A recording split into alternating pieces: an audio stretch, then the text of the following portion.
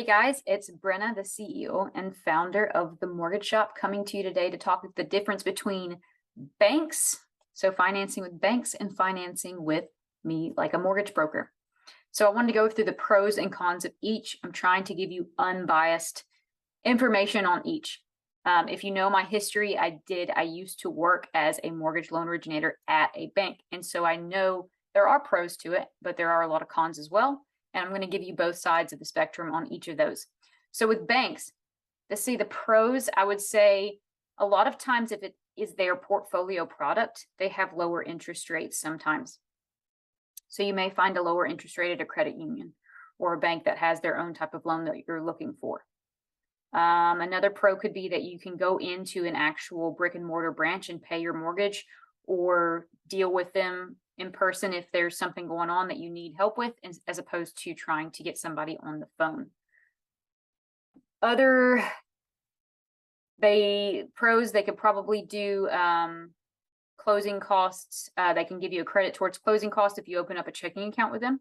So a lot of them say you have to put so much money in a checking account if you have the assets to open up an account, because what banks want to do, I call it the spider web effect. They want to have at least three things from you. They want you to either have a checking account, mortgage, and an auto loan, or a savings account, home mortgage, credit card.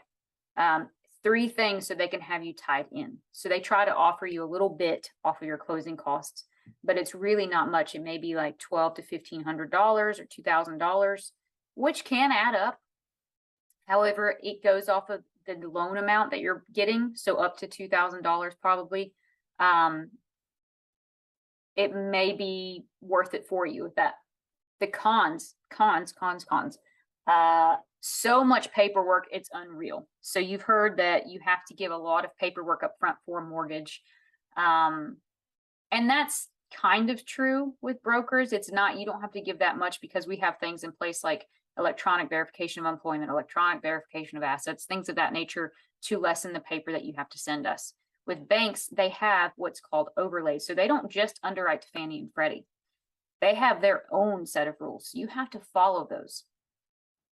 Also, loan originators at banks do not have to be licensed by themselves by the NMLS. So they don't have to take that coursework and they don't have to go take that test and pass that test to become a loan originator. They are working under the bank's license. So I do know some well-established loan originators that have worked for banks, but there are some that they just get an NMLS number from their bank and they're good. They don't have to know the trigger laws. They don't have to know, high cost mortgages and things like that. And it will possibly take them a long time to close your loan. I talked to some people that have been going through banks, and some said that their loan took up to 90 days, which is insane to me. I do remember, full disclosure, when I was at the bank, I would close loans within 30 days, but it was very hard because of the overlays that they had. Very hard, very stressful. And I remember when I was leaving there, it took an underwriter 20 days before they even touched my file to review it for the borrower. That is way too long. With brokers, we have our file reviewed most of the time less than 24 hours, at most within 48 hours, as opposed to 20 days, guys. That is insane. So let's go through the pros and cons of a broker. The pros, we know what we're doing. We have experience in this. Obviously, there's different brokers that specialize in different things. I know brokers that specialize in VA loans. I know brokers that specialize in FHA, USDA, primary residence housing for those types of people that want those loans with a low down payment and things of that nature. And then, as you know, the Mortgage Shop specializes in building long-term generational wealth. So we focus on products that will help you do that. So you don't want to go to any broker or any bank with just your investment loan or your second home loan, or because you want them to know what they're doing. You don't want them to come across a guideline that they didn't realize, and then you may have to put more money down. or they may realize you don't qualify anymore. You do not want that. So work with a broker that specializes in what you're getting into, basically. But brokers on average know a lot more than loan originators at a bank because they have to hold up their licensure. They have to follow guidelines. They are federally mandated. They have to follow what the guidelines have been put in place for us to be brokers. So to follow that, we have to know those. Another pro is, again, the underwriters will review your file within 24 to 48 hours. We close loans. I think the fastest we've gotten a clear to close was in like 8 days, 7 to 8 days, which is insane. So it's just a lot faster, more communication, more information that you're learning from your broker because they're very knowledgeable at this. The cost can be lower a lot of times because the last thing you want to do is place earnest money and it be non-refundable or something, and then you realize the bank can't close it in time, so you ask for an extension and the seller doesn't give it to you. That sucks. That really sucks. So you want somebody to be able to close your loan on time. Other pros about it, you can always talk to the broker about your long-term goals. They'll have your folder ready. When you give them the documentation up front for one loan, they have it for the rest of your loans. They may need an updated pay stub or an updated bank statement, but they have it and they know you personally and they know what your goals are. You're not just a turn and burn. You are an actual client and somebody that we want to help grow your personal business with. Trying to think of anything else for pros.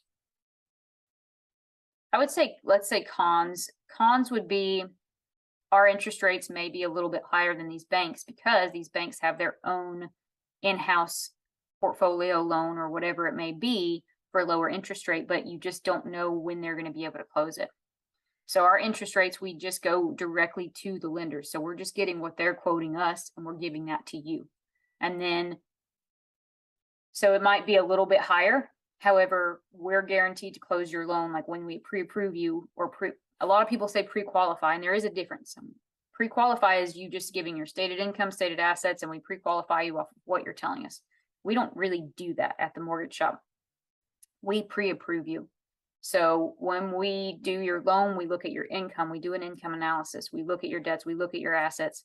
And so when we send you that letter, it is a pre-approval letter because we have sent it through this underwriting system and made sure your income is good. So unless there's any major changes, you're good. We also put in a little bit of a cushion of an HOA fee because the last thing we want is you to get under contract, get excited, find out there's an astronomical HOA fee, and then you don't qualify. We don't want you to do that. We're investors as well. We get excited when we get under contract and we know how it feels. So that's a big pro. We know how it feels and we know what you're going through because we've gone through it. Another con, I do see a lot. I saw a comment. It says overpromise, underdeliver, which unfortunately, and I told you guys, I'm going to be honest with you, there are brokers out there that will just try to get you in the door, or these lenders that are just a lender that try to get you in the door, get you trapped in. You don't have time to go to another, lender.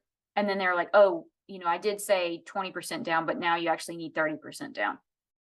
And it really sucks to be in that situation because you're either A, you're going to lose out on the property, or B, you need to put more money down that you weren't planning. So you need to rerun the numbers. And those people that are telling you this, a lot of these lenders, they don't care to help you run the numbers. So there are unfortunately brokers out there and direct lenders that will overpromise and underdeliver. So you do want to work with a reputable one and somebody that you can trust and somebody that's going to tell you like it is up front, like, hey, I don't think that's a good idea. Hey, you're going to need to put 30% down. I've lost a business because I've told people that they couldn't qualify for something and they have to put this down. They're like, well, this lender told me I could just put 10% down, so we're going to go with them. And I'm like, okay. And so I lost that deal. Well, guess what? They ended up staying with that other lender, but then they ended up having to put 20 to 25% down. So it came to the same conclusion. but I'm not going to do that just to try to get you in the door, because that's not why I built this business and why I came up with this company. So just watch out for brokers and direct lenders that seem like they have their interests at heart more than yours. That is unfortunately a con in our community. But besides that, there aren't many cons to working with broker. You can Google it. Brokers are better. You can Google, why the benefits of working with a broker if you want. And I'm just trying to go over the high points of each. And so hopefully this can make you more of an educated buyer. Go ahead and hit the like and subscribe button if you want to continue to see these videos.